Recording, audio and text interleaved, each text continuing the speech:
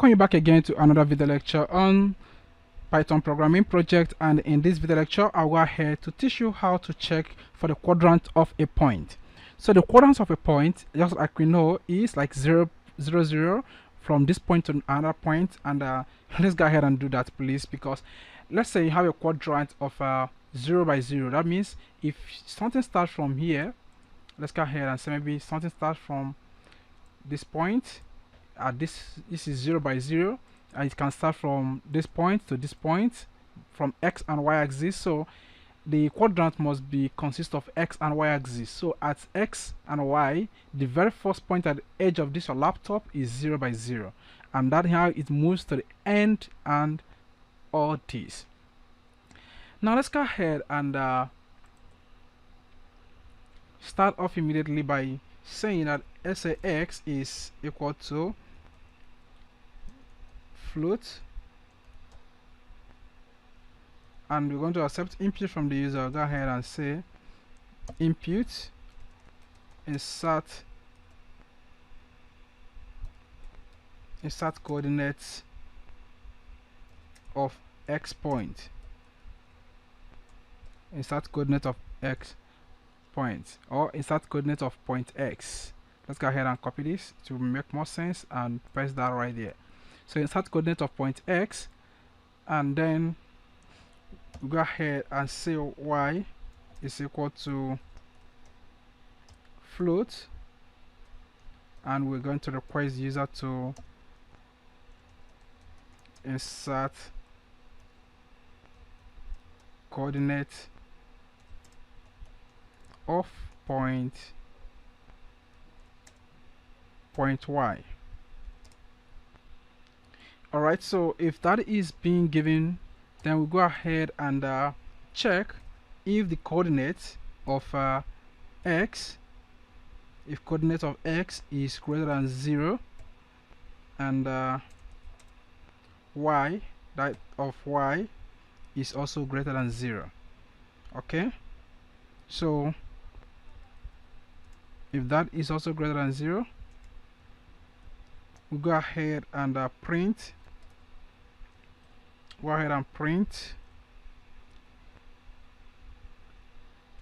the first quadrant. So the first quadrant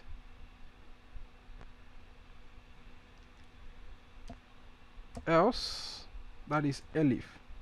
So else if x is less than 0 and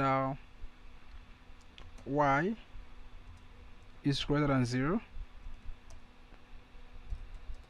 print, let's go ahead and say the second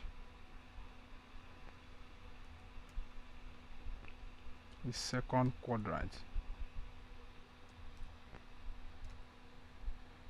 Alright, so second quadrant. Now let's go ahead and copy this and check out for other cases. Go ahead and copy that, and let's say for the third quadrant, and then for the fourth quadrant. Now let's go ahead and change that to if x is greater than and y is less than 0, and if x is less than 0 and y is also less than 0, then this is a third quadrant, and this is a fourth quadrant.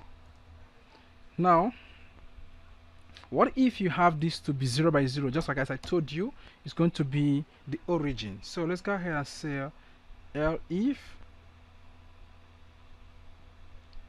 if go ahead and paste that, else if x is equivalent to 0 and y is also equivalent to 0. So we go ahead and change this to point of origin. All right.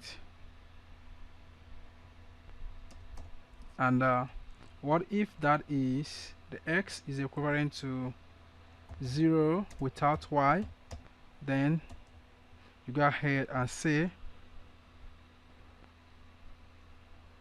x point.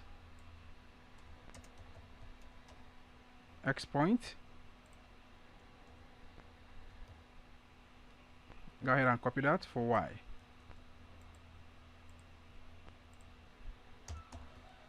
Then if y is equivalent to 0 without x, that means it is y point. Alright, so let's go ahead and run this code and check it out. And insert coordinate of x, and let x be equal to 10, and the insert coordinate of y, let y be equal to 10 as well. So these are the first quadrant, okay, because x and y are greater than 0. Now let's go ahead and run the code again and check it out.